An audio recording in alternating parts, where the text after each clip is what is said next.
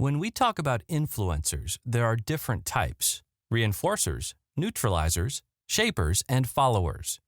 These types can be good or bad, since all influencers can have a positive or negative effect on you. So let's take a look at each of these influencer types to get a basic understanding of how they work. Reinforcers. Reinforcers very rarely suggest an idea, option, or solution. Instead, they listen, and then, based on what they hear, they choose one side or another.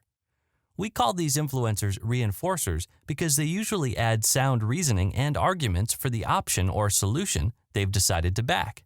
They often act as cheerleaders and can add enthusiasm and momentum to the option or choice they've decided to back.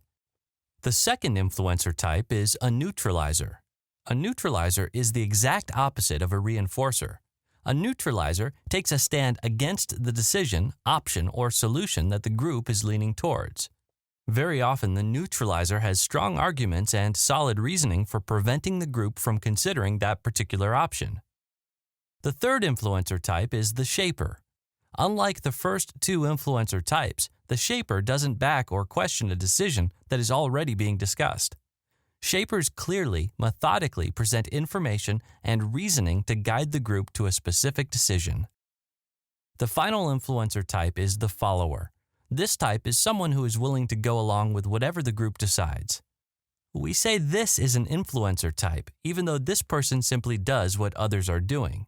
But oftentimes, by simply going along with the crowd, this type of person can have an influence on others.